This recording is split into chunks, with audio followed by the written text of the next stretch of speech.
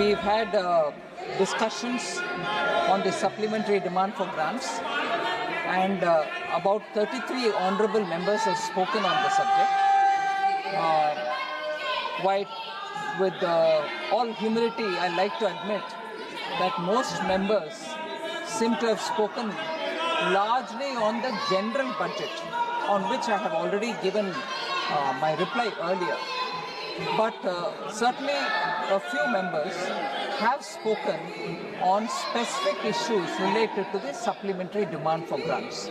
So initially, I will speak a few words about what exactly is in the supplementary demand for grants, and then respond to each one of the members who have raised the issues.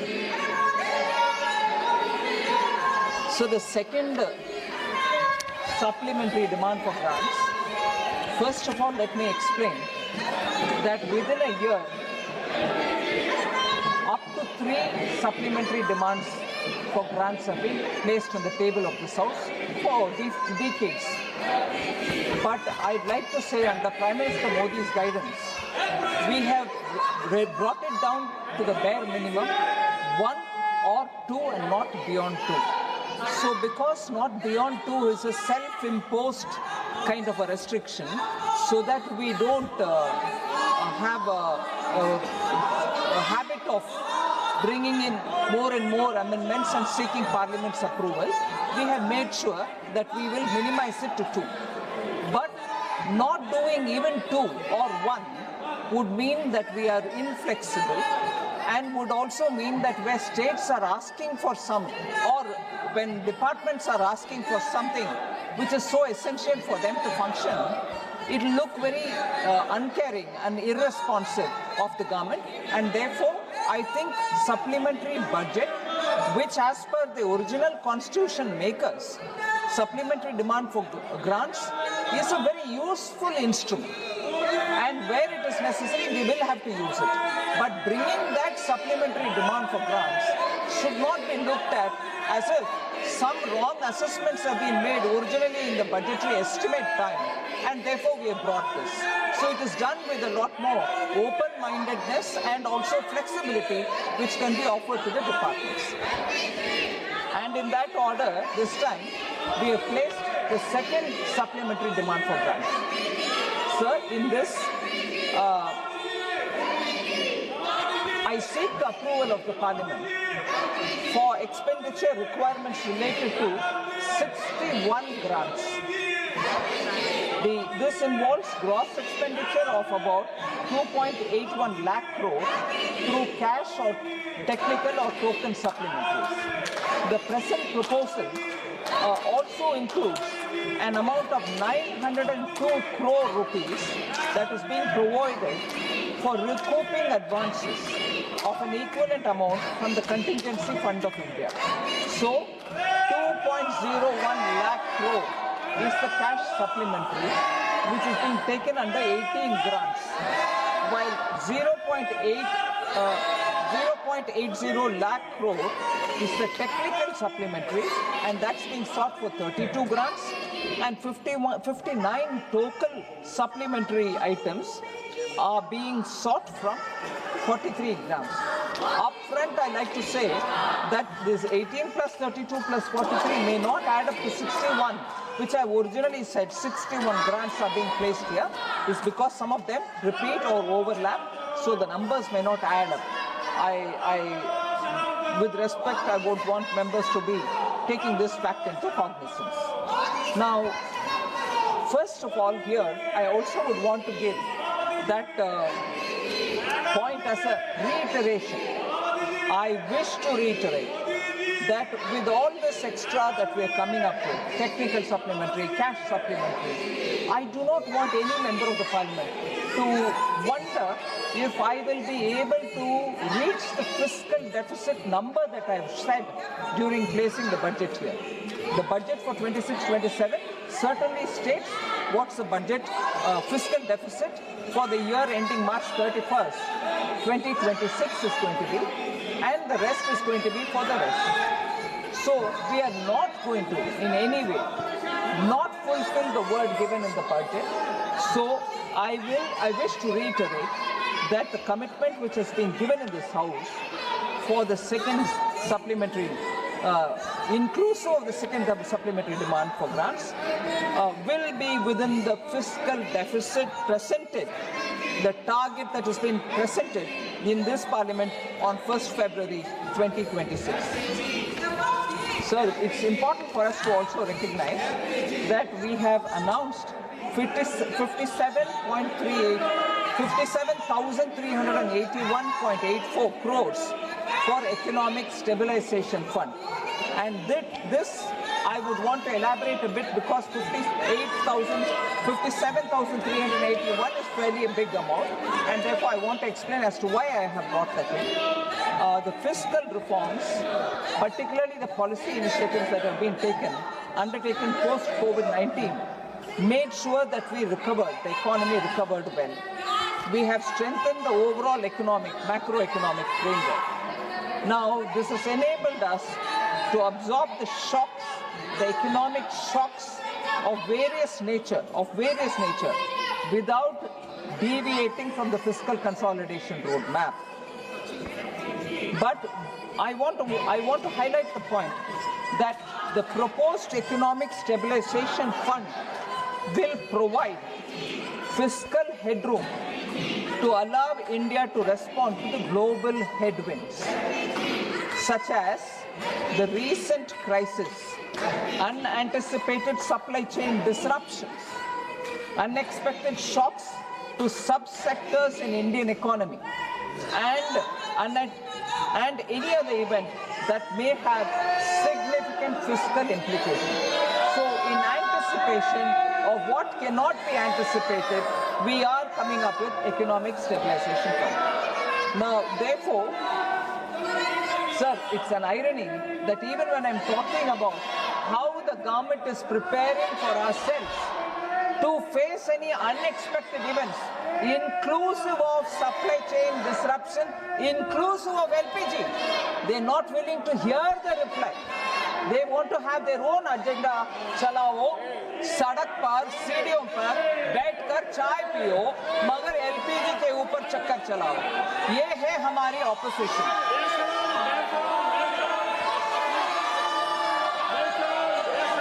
और दूसरा एक और विषय sir, क्योंकि हमारे सदस्यगण बैठे हैं और आप भी शुक्रवार के दिन जब प्राइवेट मेंबर्स बिल भी शुरू होना है, उससे पहले मेरे जवाब है, इसीलिए मैं ये बात भी स्पष्ट करना चाह रही हूँ.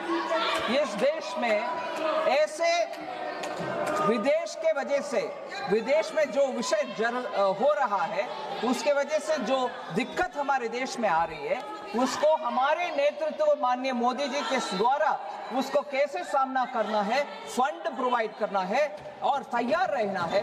ऐसे बहुत सारे कदम जब हम उठा रहे हैं, उस समय इस देश का विपक्ष साथ रह करके आम जनता को उम्मीद जताने वाले बात ना करते हुए ऐसे गैर जिम्मेदाराना स्टेप्स जो कर रहे हैं, उसको हम खंडन करना चाहिए. जनता को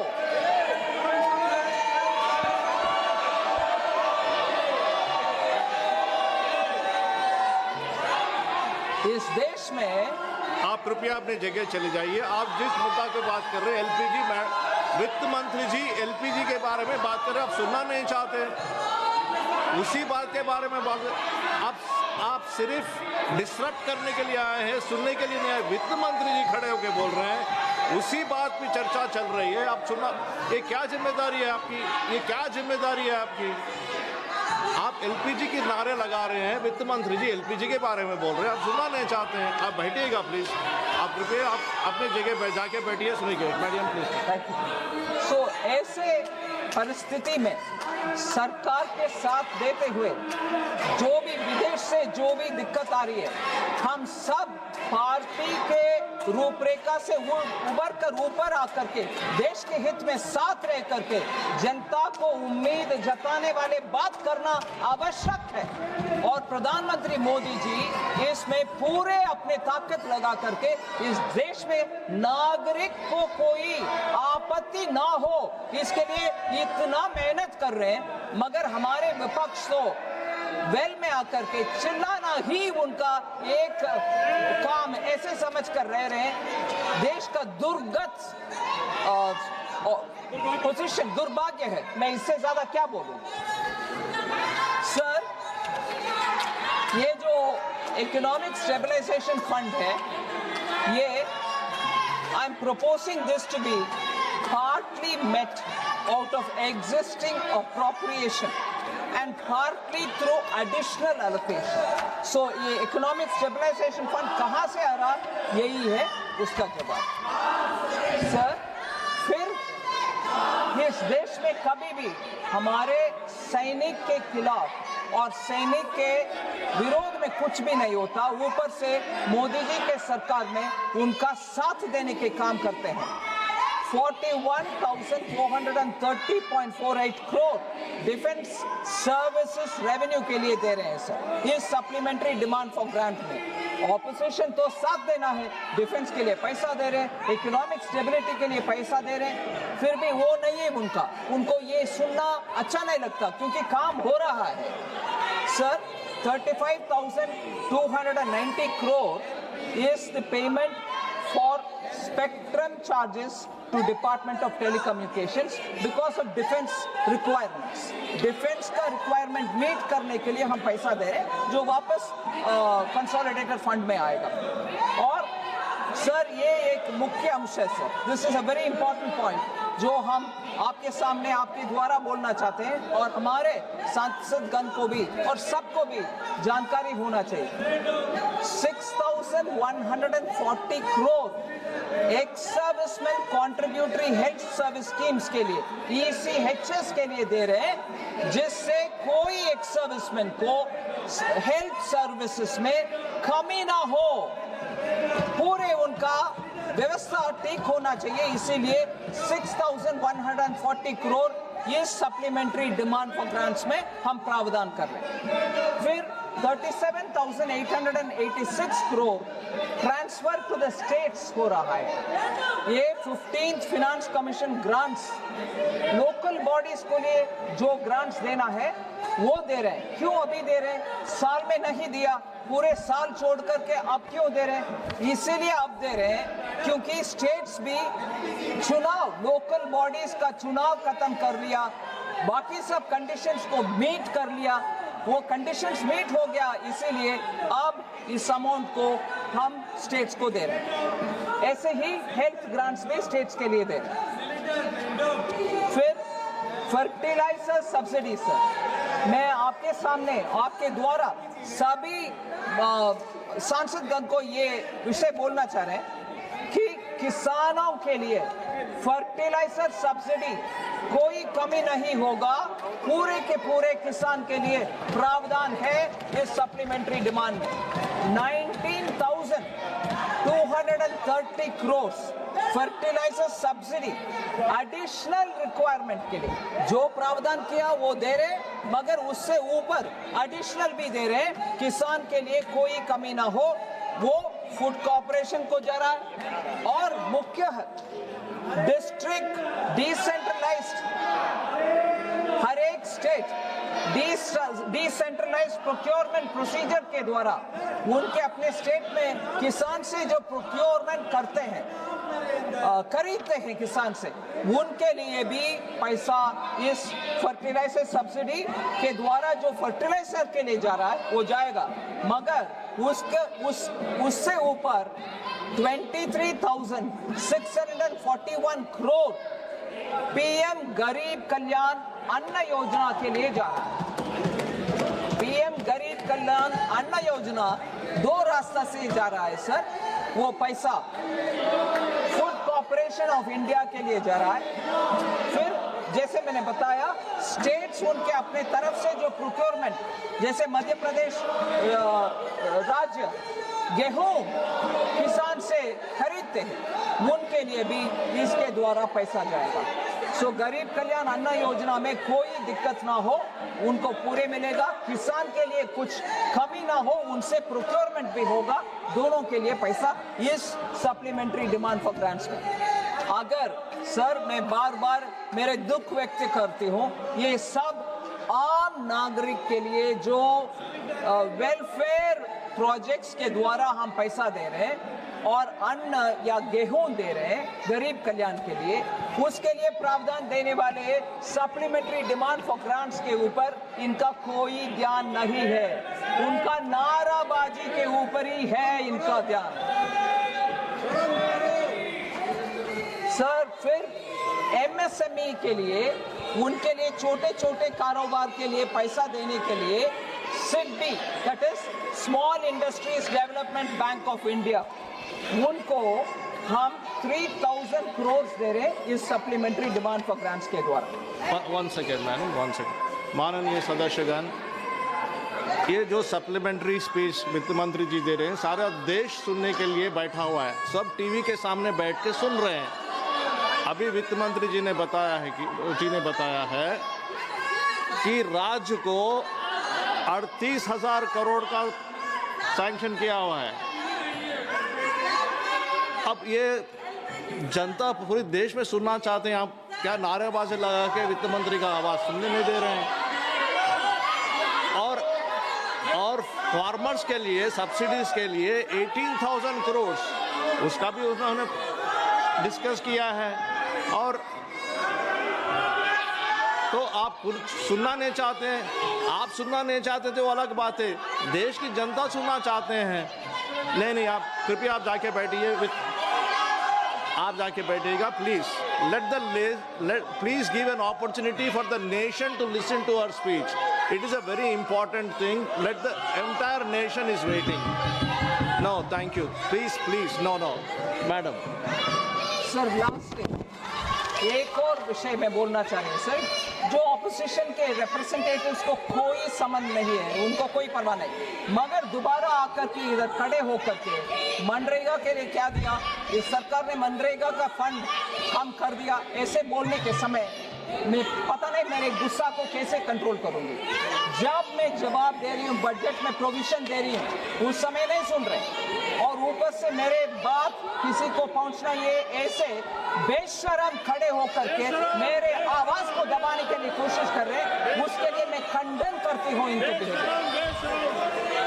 MNREGA sir, Mahatma Gandhi rural employment guarantee scheme, G RAM G bill जब हम लेके आए थे, उस समय 95,000 करोड़ का प्रावधान किया, वो बीई में है, 1 अप्रैल से लागू होगा। बजट इधर फाइनेंस बिल वगैरह पास होने के बाद 1 अप्रैल से हर राज्य को जी राम जी बिल के तहत 95,000 करोड़ का प्रावधान है। मगर उसके अलावा पहले से पेंडिंग बिल्स के साथ बहुत सारे राज्य बैठे हैं और ये बात भी उठाते हैं कि वो क्या हो गया, आपके जी राम जी आ गए, मगर हमारे पुराने बिल का क्या होगा। 30,000 करोड़ वो पुराने बिल के लिए इस सप्लीमेंट्री डिमांड फॉर ग्रांट्स में, इस सप्लीमेंट्री डिमांड फॉर ग्रांट्स में मार्च 31 तक जो मनरेगा लागू है उसके लिए 30,000 करोड़, नया 1 अप्रैल से जी राम जी आने वाले हैं, उसके लिए उस बजट में, नया बजट में 95,000 करोड़, कोई कमी नहीं छोड़ रहे हैं। हमारे कमिटमेंट मनरेगा का भी और जी राम जी का भी पूरे के पूरे इंप्लीमेंट हो रहे हैं, ये सुनना नहीं चाहते हैं।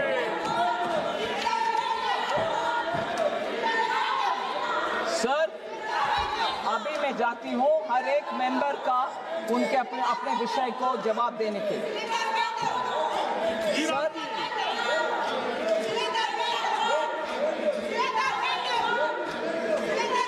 मैंने पहले ही बताया सर, एनके प्रेमचंद्रन जी और बहुत सारे माननीय सदस्यगण इस विषय में बात की। सर, इस विषय में बात करने के समय सप्लीमेंट्री डिमांड के ऊपर बोले कि ये बार बार सप्लीमेंट्री डिमांड फॉर ग्रांट्स लेके आने में आपके पुअर बजटिंग दिखता है, ना कि रिस्पॉन्स दिखता है। आई वांट टू से ये एकदम फ्लॉड लॉजिक है सर, क्योंकि supplementary demand is not poor budgeting. मैं मोदीज को I want to pose questions, ये प्रश्न के रूप में ही उनको जवाब देने के लिए मैं अभी कोशिश कर रही हूँ। क्या सप्लीमेंट्री डिमांड फॉर ग्रांट्स आने में बजटिंग का प्रोसेस गलत है या बजट पुअर है, बजटिंग का प्रोसेस पुअर है, ऐसे कहने वाले से मैं प्रश्न के रूप में ही जवाब देना चाहती हूँ।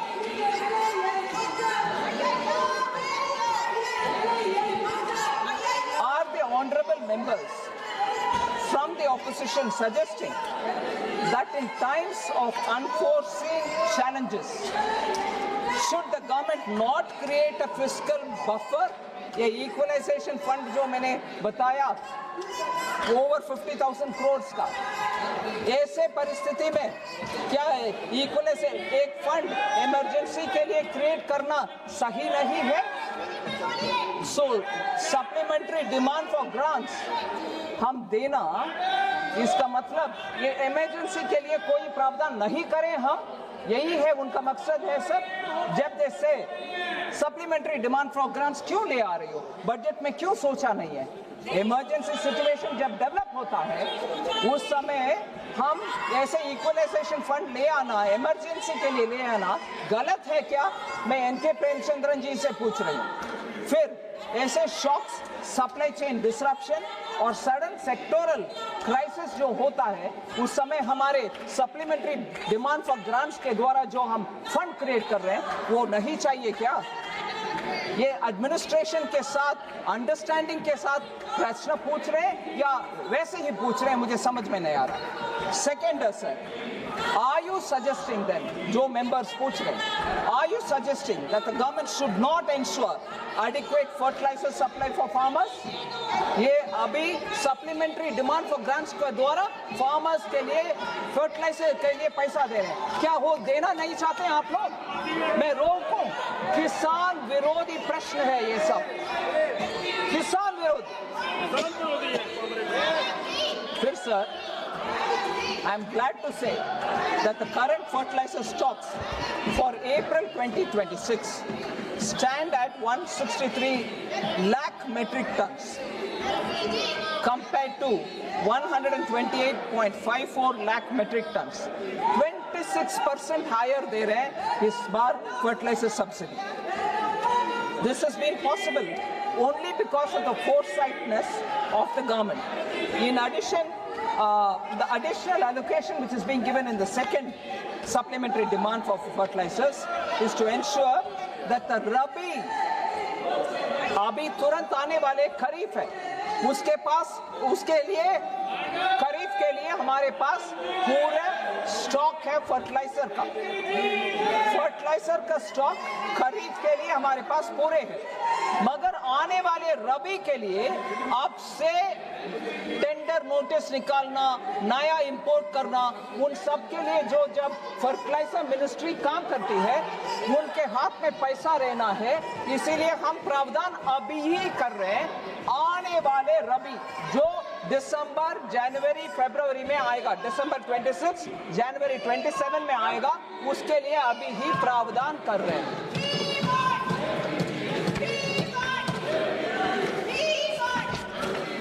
Sir,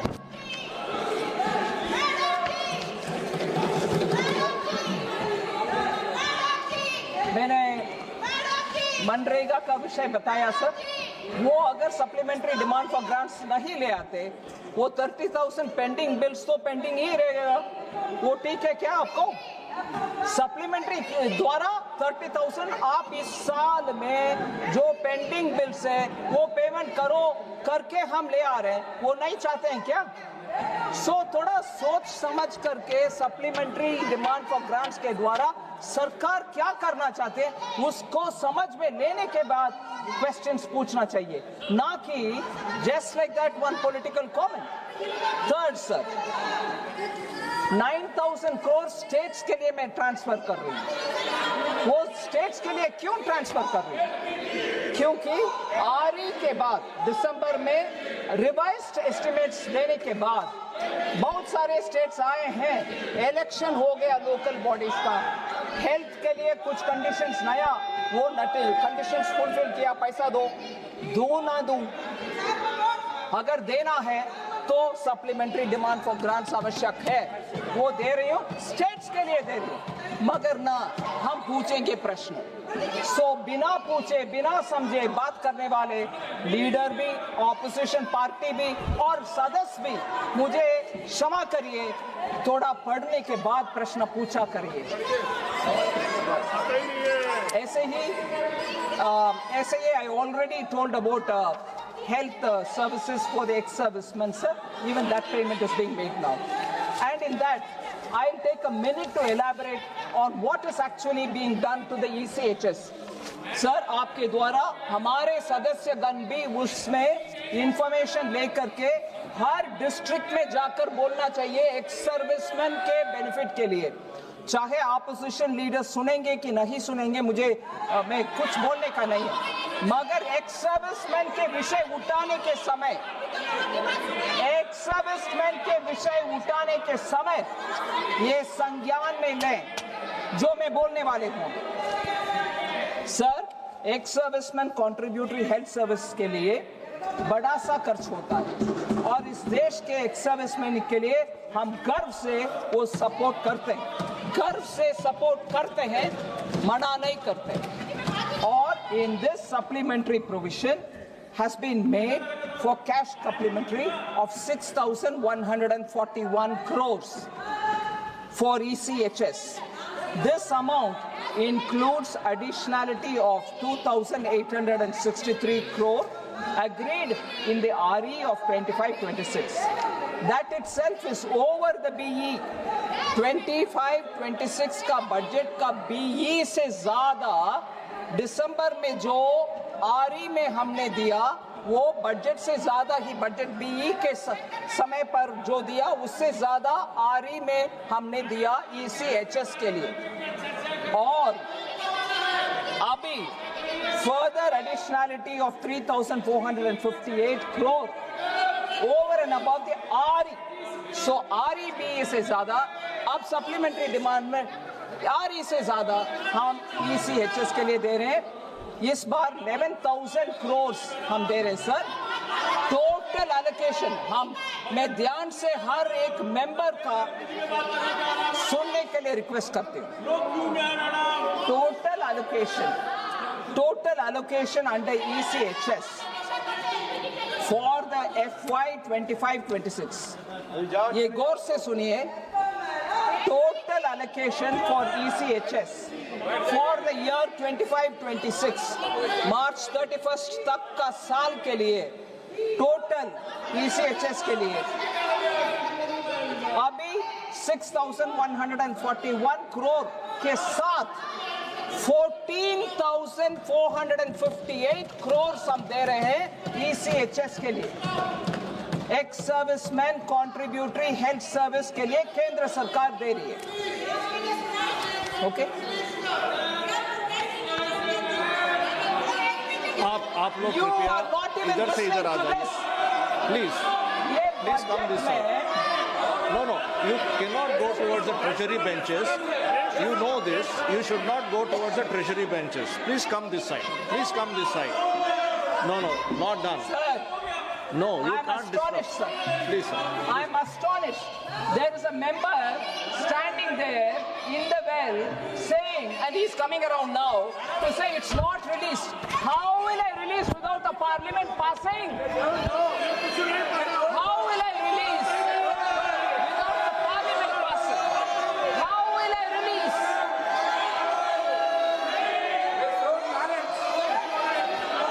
Okay, ma'am. How will I release without this passing? And here is the gentleman in the well.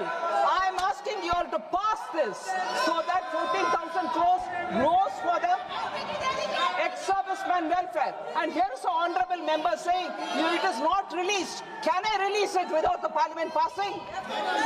Yeah. So, N.K. Premchandran ji and other members who've been asking me why you want a supplementary demand for grants, please tell your honorable member I cannot release ECGS much money without you passing. And you are standing in the well. You don't want to pass it. And your own member is asking when it's not released. Ma'am,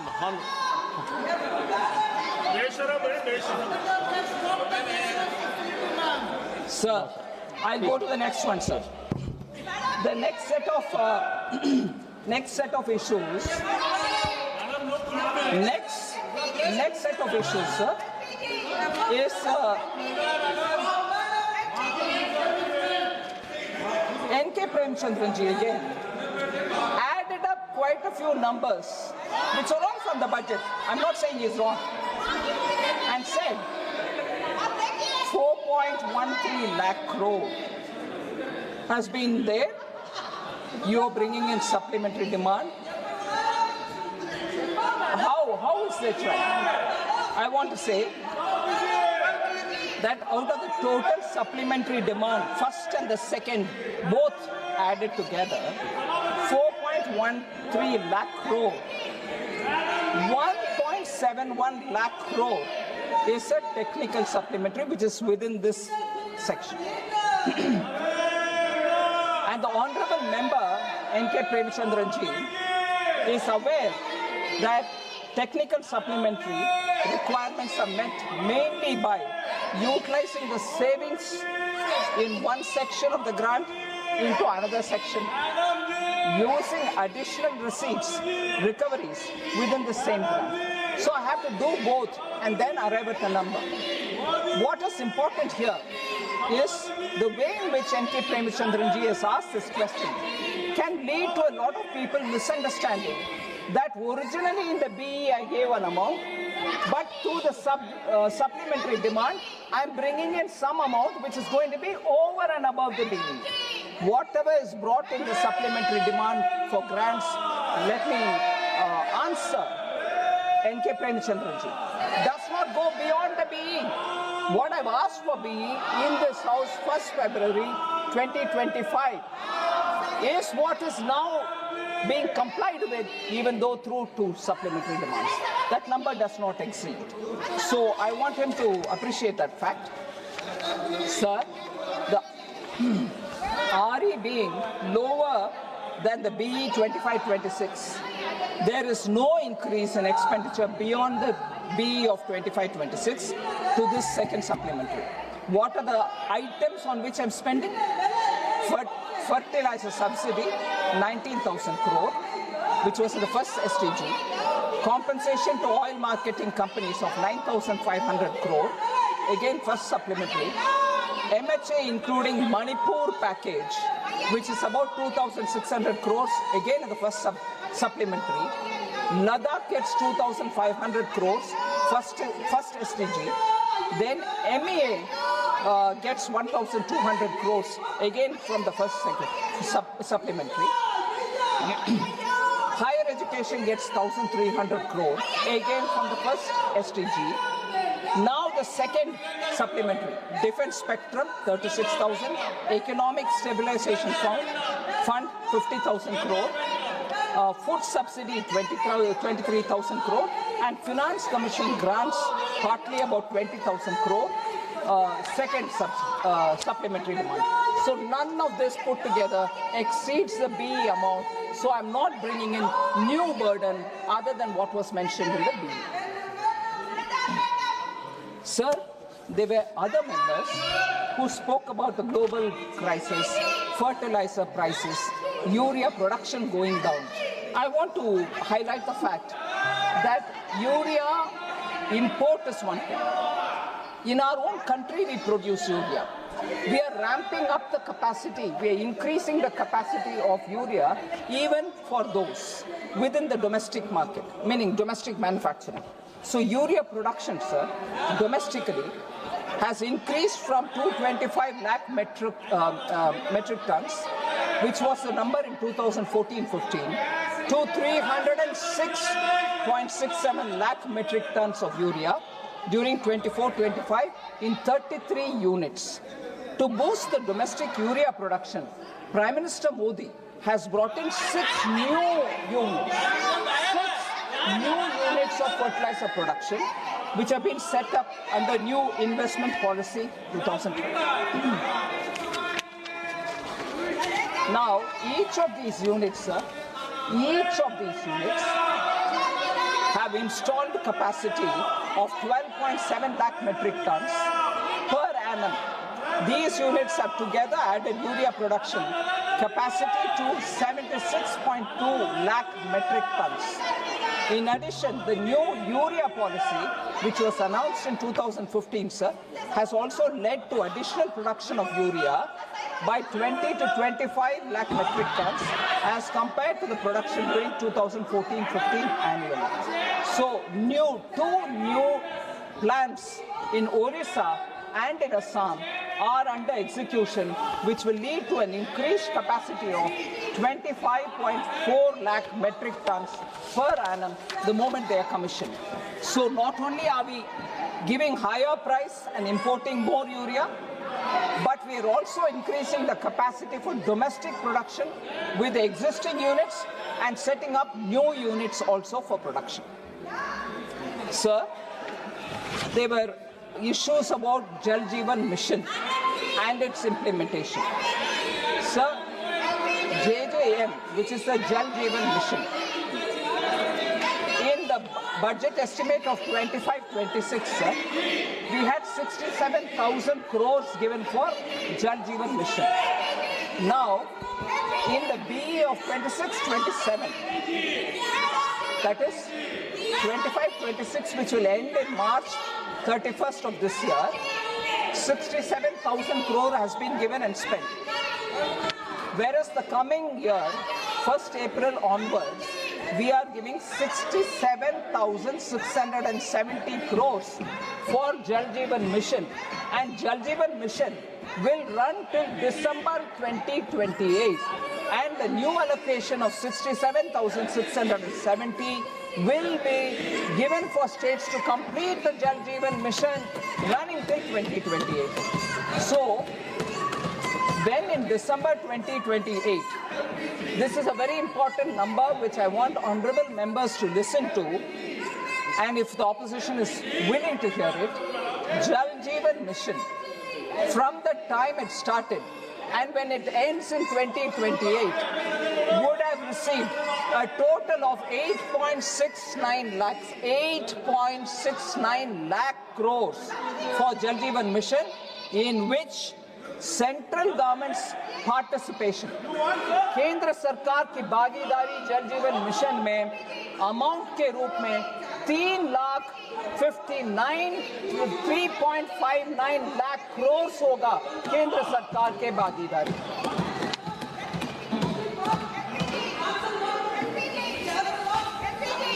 Sir, I'm not able to see the member, probably is here. Ram Shiromani Verma ji, sir, Ram Shiromani Verma ji एक शायरी के माध्यम से बोला, सिर्फ झूठे वादों से देश की तकदीर नहीं बदलती. सप्लीमेंट्री डिमांड और संसद के गंभीर प्रतिक्रिया के बीच में आप शायरी के कर रहे, ये बड़े ही विचित्र बात है सर. वो नहीं है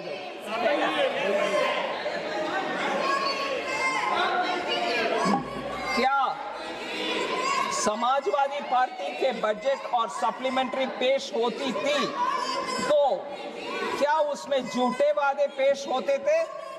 मैं पूछना चाहती हूँ, समाजवादी पार्टी से पूछना चाहती हूँ. शायद ये समाजवादी पार्टी का अनुभव होगा 2012 से 2017 के बीच में. हमारे वादे झूठा नहीं है, हमने काम किया और अपने वादों को बजट द्वारा साकार किया है. इसीलिए समाजवादी पार्टी को ये समझ में आना चाहिए कि शायरी इधर काम नहीं आते. मैं लिस्ट करना चाहती हूँ सर. 13 करोड़ हाउस होल्ड्स के लिए नल से जल पहुंच रहा है, क्या ये झूठा वायदा है? 12 करोड़ से अधिक टॉयलेट्स बनाया है स्वच्छ भारत मिशन के द्वारा. ये 39% लेवल से लेकर के अभी नियर यूनिवर्सल कवरेज तक पहुंचा है. ये प्रॉमिस फॉल्स है क्या? ये हमने तो तो साकार करके दिखाए। 4 करोड़ हाउसहोल्ड्स, ये रूरल भी अर्बन भी, आवास योजना कंप्लीट हुआ है। झूठा वादा घर बनाते हैं क्या? हम करके दिखाए। समाजवादी पार्टी के समय, उनके राज के समय शायद झूठा वादा किया है, हमने तो नहीं किया। फिर ये बोलते हैं जीडीपी से किसान की लकीर नहीं बदलती, बिल्कुल नहीं बदलती। मगर मैं बोलना चाहती हूँ, जीडीपी अगर ग्रो करता है, जीडीपी अगर बढ़ता है, जैसे 2014 में 1.8 ट्रिलियन था हमारी जीडीपी, अभी नियरली 4 ट्रिलियन तक पहुंचा है।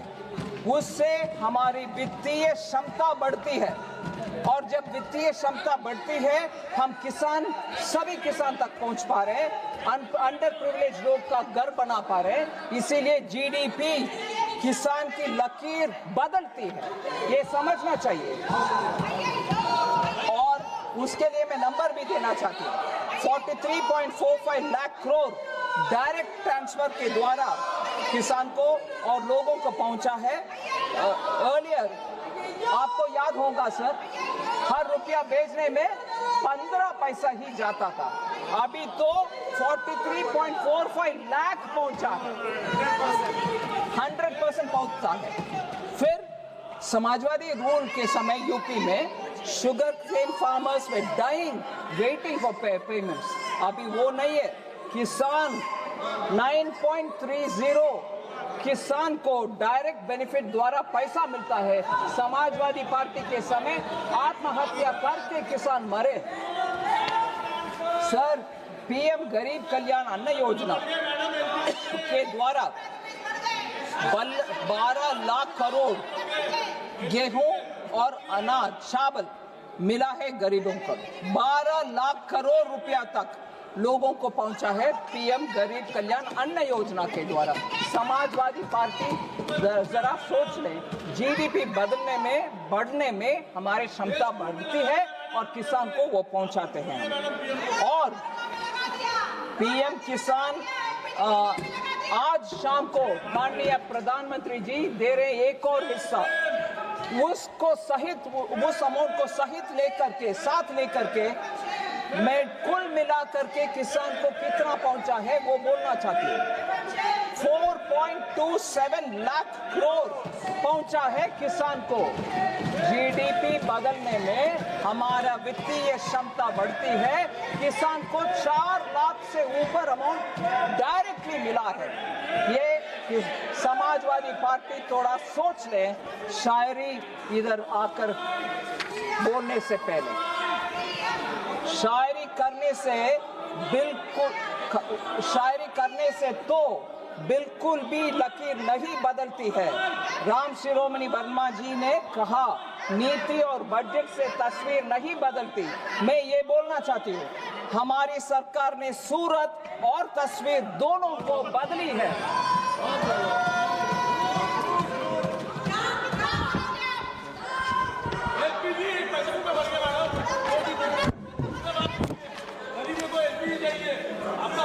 सर, मेरा हिंदी कमजोर है सर, फिर भी समाजवादी पार्टी ने इतना बोल दिया, हिंदी में शायरी बोल दिया। मैं बोलना चाहती हूँ सर, ये सप्लीमेंट्री डिमांड में किसानों के लिए अधिक फर्टिलाइजर सब्सिडीज है, वैश्विक दिक्कतों से लड़ने के लिए इकोनॉमिक स्टेबलाइजेशन फंड में वृद्धि है। इन सब चुनौतियों के लिए हम चाहते हैं कि किसान सांसद में हम चाहते हैं कि सांसद में हमें अच्छे सुझाव मिले, पर यहाँ समाजवादी के सदस्य शायरी कर रहे हैं। ये सब मेनपुरी और साइफाई के लिए जरूर उचित होगा, सदन के लिए नहीं। ये सब संसद के बाहर और टीवी डिबेट्स के लिए ठीक है, यहाँ के लिए नहीं। आप शायरी लिखते रहिए, हम इतिहास लिख रहे हैं, हम तस्वीर बदल रहे हैं। शायरी लिखते रहो, शायरी लिखते रहो, शायरी।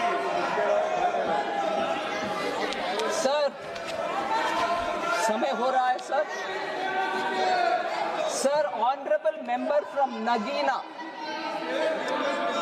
चंद्रशेखर आजाद जी ये बात बोले, नगीना कॉन्स्टिट्यूएंसी बिजनौर डिस्ट्रिक्ट में है और हमें स्टेप मदरली एटीट्यूड ही मिल रहा है।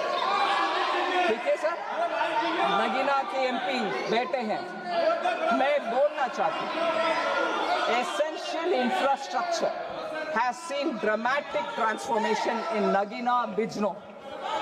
Under Jal Jeevan Mission, Bijnor district 97.8% tap water coverage मिला है। 5 lakh rural households now receiving functional tap connections. 2019 से पहले 18,237 हाउसहोल्ड, मतलब 4% का ही टैप वाटर मिलता था, अभी 97.8% को मिल रहा है। और out of 2254 villages, 2,254 villages, 1,738 have already received 100% tap connections in Bijnor district. 11 blocks और 1,123 पंचायत को पूरे 100% जल जीवन मिशन का कवरेज मिला है। फिर पीएम आवास योजना अर्बन में 23,000 houses have already been completed, Bijnor district. फिर आयुष्मान भारत पीएम जन Ayushman Arogya Yojana 3.32 lakh families have been covered in Bijnor district और 10.66 lakh individuals, व्यक्तिगत हिसाब देखें तो 10.66 लाख लोगों को बिजनौर में आयुष्मान भारत इंश्योरेंस मिल रहा है। फिर बिजनौर डिस्ट्रिक्ट में 418 आयुष्मान आरोग्य मंदिर है। फिर 18 जन औषधि केंद्र भी है बिजनौर डिस्ट्रिक्ट में। फिर सर वो एम्स मांग रहे थे, ठीक है, मांगना उनके तरफ से उचित होगा, ठीक है, मगर मैं ये बोलना चाहती हूँ, महात्मा Vidur Autonomous State Medical College was established in 2024 in Bijnor. Sir, मुझे ये जानकारी मिलकर बहुत खुशी मिला कि महाभारत में बहुत ही सम्मानजनक एक कैरेक्टर है, एक व्यक्तित्व है, महर्षि विदुर, जो उनके ज्ञान के लिए हम सब रिस्पेक्ट करते थे। और मुझे यह भी समझ में आया कि बिजनौर उनका रिटायरमेंट होम था। महाभारत होम वॉर सब हो गया, कुरुक्षेत्र सब हो गए, विदुर जी आकर बिजनौर में से मैं हल्की सी बात बोल रही हूँ, कोई मुझे गलत ना समझे। और चंद्रशेखर आजाद जी रावण के नाम जोड़े, मैं विनम्र बात रखना चाहती हूँ आपके सामने, विदुर का नाम जोड़िए, रावण का क्यों? रावण का क्यों? विदुर बिजनौर के दिमाग वाले, हम सब मान्यता देने वाले एक बढ़िया एक कैरेक्टर महाभारत के, Chandrashekhar Vidur. Sir, sorry, I don't know how to say that. Sir, दूसरा एक और विषय, वो प्रोजेक्ट के लिए 325 करोड़ सेंटर और स्टेट शेयर करके दिए हैं सर, इसीलिए मेडिकल कॉलेज का भी उधर एक प्रावधान है बिजनौर में, मैं ऑनरेबल मेंबर को कहना चाहती हूँ। फिर पीएम किसान योजना के द्वारा बिजनौर में 1015 करोड़ ट्रांसैक्शन हुआ, किसान के लिए ट्रांसफर हुआ है। 50 लाख से ज्यादा किसान सिर्फ बिजनौर डिस्ट्रिक्ट में पीएम किसान का बेनिफिशियरी है। सर, स्वच्छ भारत मिशन के द्वारा ग्रामीण 3 लाख हाउस में टॉयलेट्स मिला है और 1144 community sanitary complexes have been built in Bijnor district। और पीएम उज्ज्वला योजना के द्वारा 42,190 एलपीजी कनेक्शंस बिजनौर में मिला है और उनको 300 रुपया हर एक सिलेंडर के लिए सब्सिडी भी मिलता है। फिर बिजनौर का विषय एक और है sir, NRLM national rural livelihood mission के द्वारा 2.36 लाख महिलाओं को बिजनौर में सेल्फ हेल्प ग्रुप में जोड़ा गया। लास्ट में Poshan tracker data 3,237 anganwadi centres are operational, सिर्फ नंबर में नहीं, ऑपरेशनल है बिजनौर डिस्ट्रिक्ट में। क्या ये सब सुनकर आप ऑनरेबल मेंबर ये बोलोगे कि स्टेप मदरली ट्रीटमेंट मिल रहा है? बिल्कुल नहीं सर। सो मैं ऑनरेबल मेंबर के लिए ये बोलना चाहता हूँ सर, एक आदिवासी मतलब ट्राइबल मेंबर हमारे भारत आदिवासी पार्टी के रोत जी बैठे हैं, उनके लिए भी एक विषय में सामने रखना चाहती हूँ। कल बहुत ही मन में दुख के साथ बोले, उनके डिस्ट्रिक्ट बांसवाड़ा और उनके क्षेत्र में इतना फैसिलिटी नहीं मिल रही है, हमें अटेंशन नहीं मिल रही है और छोटे पार्टी के सदस्य है, इसीलिए कोई हमें सुनता नहीं। मैं ये आश्वासन दिलाना चाहती हूँ, कोई एक भी छोटे पार्टी या निर्दलीय सदस्य का हम बिना सुने बैठे नहीं है, सुनते हैं, रेस्पॉन्ड भी करते हैं और उनका क्षेत्र के ऊपर ध्यान भी रखते हैं। मैं ये बात जरूर बोलना चाहती हूँ, जल जीवन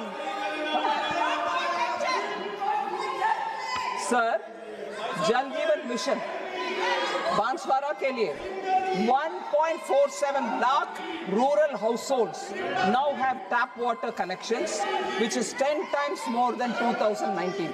2019 से आज तक कंपेयर करो, 10 गुना जल जीवन मिशन आप तक पहुंचा है। 1.47 लाख हर घर जल और PM Awas Yojana 2.19 lakh houses have been provided, 95.4% coverage है आवास योजना का बांसवाड़ा में। स्वच्छ भारत मिशन में more than 3 lakh household toilets have been built, 847 sanitary complexes have been built, 95% से ज्यादा गांव ODF ओपन डेफेकेशन फ्री है बांसवाड़ा में। और सौभाग्य स्कीम में 52,390 households in Banswara have been electrified, electrification पहुंचा है सर।